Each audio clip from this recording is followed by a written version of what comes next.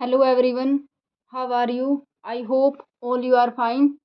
आज हम करेंगे फाइनाइट और नॉन फाइनाइट वर्ब।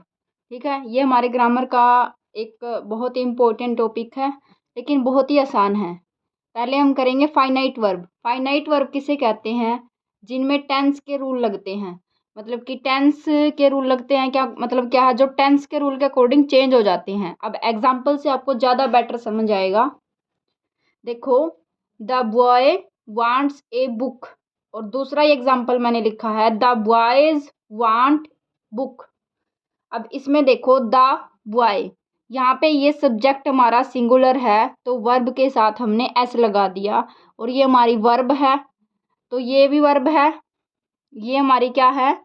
वर्ब है a book. The boy wants a book. और इसी का सेम एग्जांपल हमने क्या लिखा? द बॉयज, ये हमारा प्लूरल सब्जेक्ट हो गया, और हमारी वर्ब के साथ एस हट गया, वांट बुक। अब यहाँ पर हमारे सब्जेक्ट प्लूरल होने की वजह से हमारी जो वर्ब है वो क्या है? सिंगुलर है। और जब हमारा सब्जेक्ट सिंगुलर होता है तो वर्ब हमारी प्लूरल होती है।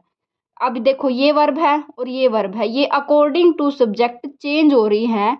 इन वर्ब को बोलेंगे हम finite verb.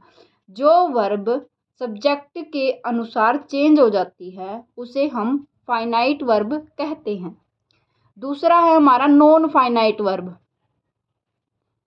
Non finite verb किसे कहेंगे? यह वर्ब टेंस, सब्जेक्ट और पर्सन के अनुसार नहीं बदलती। ठीक है, अब एग्जाम्पल देखो, smoking is a prohibited hair.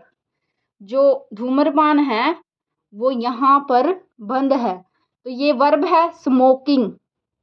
ठीक है, लेकिन ये हमारी चेंज नहीं होगी। आप इसका ही एक बेटर एग्जाम्पल लोगे जो मैंने लिख रखा है, देखो, ही wants to write a letter, they want to write a letter। अब इन दोनों एग्जाम्पल में आपको फाइनाइट और नॉन फाइनाइट दोनों दे रखी है।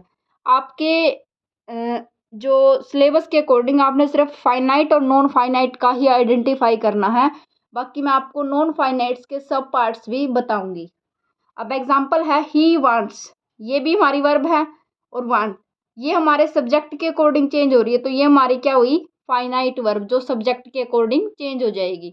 नेक्स्ट है टू राइट।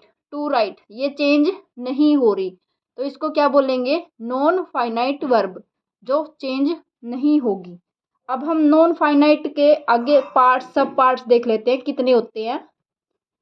देखो, नॉन फाइनाइट्स के पार्ट्स, थ्री पार्ट्स होते हैं, the infinitive, the gerund and the participles.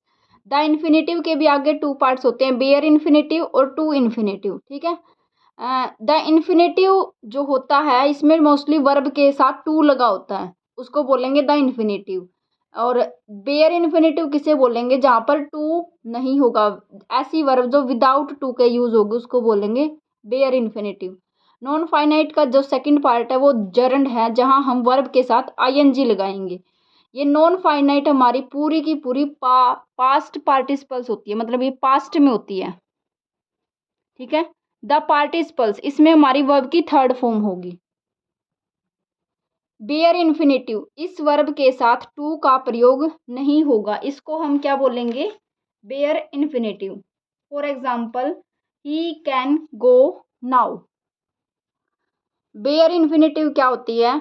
ये हमारी बेयर इन्फिनेटिव, जरंड और टू इन्फिनेटिव और पार्टिसिपल्स, ये हमारी सब्जेक्ट के अकॉर्डिंग चेंज नहीं होगी।